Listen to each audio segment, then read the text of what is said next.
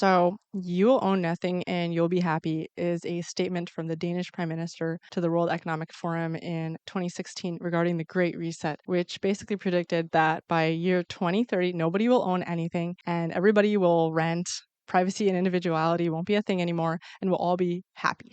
Political groups pretty much turned this into their war cry, and the rest of the internet has turned it into a meme. Like a tsunami in the fourth industrial revolution, you will own nothing, but you will be happy. That is an order. And I've seen a lot of responses to this meme from fellow entrepreneurs and capitalists, so I figured that also, as an entrepreneur and capitalist, I should make my own. How do you feel? Amazing. Good. Excited.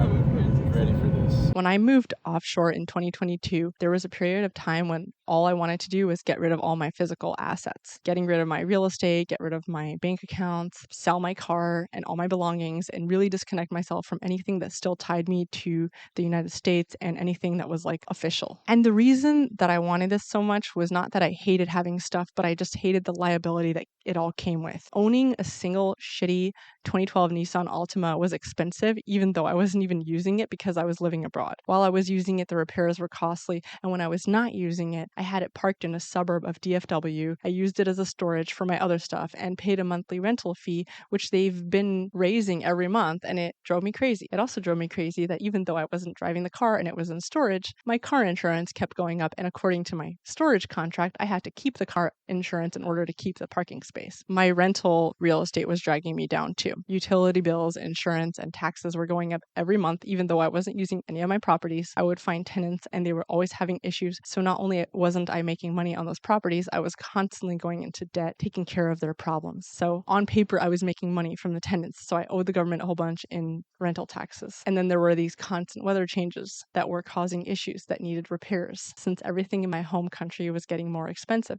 the cost of labor was also exponentially going up, and I was paying an arm and a leg for every single one of those repairs. Even a simple maintenance between tenants cost more than a whole month's profit. And then there was my mailbox service, which I paid every month for them to just scan my mail and send it to me. They had this automated system where they kept charging my card and not actually scanning my mail. And at some point, it felt like it was getting dangerous because I was getting important mail, and the lady managing my mail was a total stoner. And all these things were going on my credit cards. My credit cards kept raising interest rates, charging me a ton every month and lowering my credit lines because my credit score was dipping, and even losing accounts. It was beginning to be a mess. I got to a point where I was saying to myself, you know what? In order to even participate in any way in the US economy, the only way to not go into astronomical debt is to literally not make any income, not own anything, get rid of all my credit cards and bank accounts, which are starting to charge me fees for literally just having an account with them and just not having any stake in any of it anymore. Be free and lay roots in another country that's perhaps less developed, where I can finally start building myself from the ground up, but with no liabilities or taxes, no expectations, no fees, no debt, clean slate. And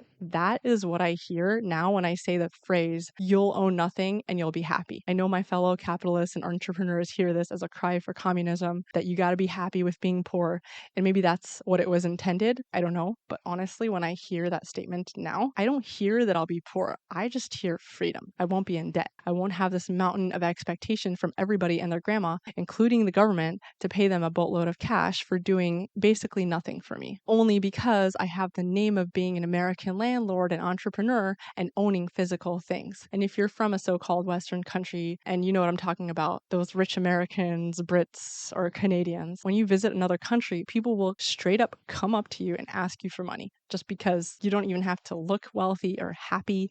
You just have to look like somebody that might own some things. Everybody holds out their hand to you, including governments. Even the Argentinian government for a while had this special fee of $160 just for American citizens who wanted to visit Argentina because Americans are the rich guys. When you own stuff in name, especially in a high tax, sue happy, landlord hating, and business hating society, when everybody has their eyes on your assets, you're suddenly liable to all kinds of problems and expectations. Ownership does not equal control, and it certainly does not equal happiness. It does equal a target on your back. Just look at BlackRock, the company that owns the most and is hated the most. Lately, I've realized that I don't want to own stuff as much as I'd I'd want to simply feel in control of stuff. I would really like to be poor on paper, but rich in real life. I want the freedom to use the things that I want to use, yet allow other people to eat the cost. That is what owning nothing and being happy means to me. And trust me when I say this, you don't have to have billions to your name to have the kind of power the billionaires have. It just requires a little bit of hacking, as we will discuss extensively on this channel. By the way, if you're new to the channel, my name is Pardes, and I've created House Hackers Anonymous, which is a 12-step survival program and financial freedom program for my younger self. You can buy it as a book or as a course through my website, househackersanonymous.com. And on my website, you'll also find a shop with my favorite products that I've used over the years for both house hacking and personal relaxation. I hope you enjoy it. And if you're a subscriber, hope to see you in the next video.